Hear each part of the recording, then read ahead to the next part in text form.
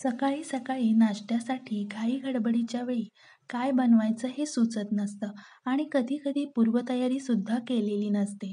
तर अशा वेळी कोणत्याही पूर्वतयारीशिवाय अवघ्या 5 मिनिटांमध्ये तयार होणारी ही इतकी छान, मस्त, हलकी, पातळ, मऊ लुसलुशीत आणि जाळीदार तांदळाच्या पिठाची घावण आपण अगदी 5 ते 10 मिनिटांमध्ये तयार करू शकतो. नमस्कार, मी प्रणीता. किचन विथ प्रणीतामध्ये तुम्हा सर्वांचं मनापासून खूप खूप स्वागत. सर्वात आधी आपल्याला घावण बनवण्यासाठी बॅटर बनवून घ्यायचं आहे. त्याकरिता इथे मी घरातील एका वाटीचा वापर करून 1 वाटी इतकं तांदळाचं पीठ घेतलेलं आहे. जे आपण नेहमी भाकरीसाठी पीठ वापरतो, त्याच पिठाचा आपल्याला वापर करायचा आहे. आता यामध्ये आपल्याला चवीनुसार मीठ घालायचं आहे. आता पाण्याचा अंदाज कसा घ्यायचा, तर ज्या वाटीने आपण पीठ मोजून घेतलेलं आहे, त्याच वाटीने आपल्याला पाणी घ्यायचं आहे. साधारण आपल्याला दुप्पट पाणी लागतं. सुरुवातीला हे असं चांगलं मिसळून घ्यायचं आहे, जेणेकरून त्यामध्ये गुठळी राहता कामा नये. आता आपलं बॅटर तयार आहे. मिश्रणाची कन्सिस्टन्सी तुम्ही पाहू शकता. मिश्रण जास्त घट्टसर ठेवायचं नाही किंवा जास्त पातळसुद्धा ठेवायचं नाही.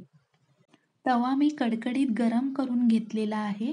आता त्यावर आपल्याला तेल लावून घ्यायचं आहे, जेणेकरून घावण तव्याला चिकटणार नाही.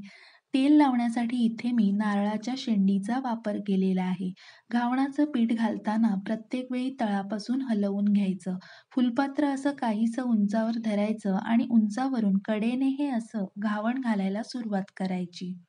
जिथे कुठे गॅप राहिली असेल त्या भागात सुद्धा थोडं थोडं पीठ घालून घेतलं.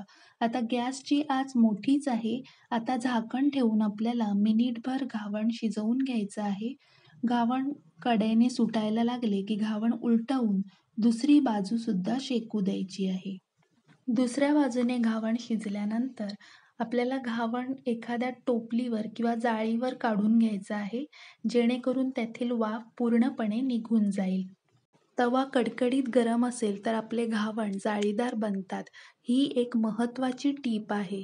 आणखी एक घावण मी तुम्हाला बनवून दाखवते. तवा कडकडीत गरम करून घ्यायचा आहे आणि तवा गरम झाला की त्यावर आपल्याला तेल लावून घ्यायचं आहे.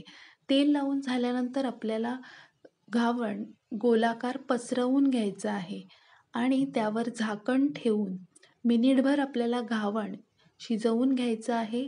घावण एका बाजूने शिजल्यानंतर घावण आपल्याला उलटवून दुसऱ्या बाजूने शिजवून घ्यायचं आहे आणि घावण दुसऱ्या बाजूने शिजल्यानंतर एखाद्या टोपलीवर किंवा जाळीवर काढून घ्यायचं आहे, जेणेकरून त्यातील वाफ पूर्णपणे निघून जाईल. अशा प्रकारे आपल्याला सर्व घावण बनवून घ्यायचे आहेत. मऊ, लुसलुशीत, हलके, पातळ आणि जाळीदार आपले घावण बनवून तयार आहेत. रेसिपी आवडली असेल तर लाईक आणि शेअर करा. किचन विथ प्रणीताला सबस्क्राईब करायला विसरू नका. चला तर मग पुन्हा भेटूया पुढच्या रेसिपीमध्ये. धन्यवाद.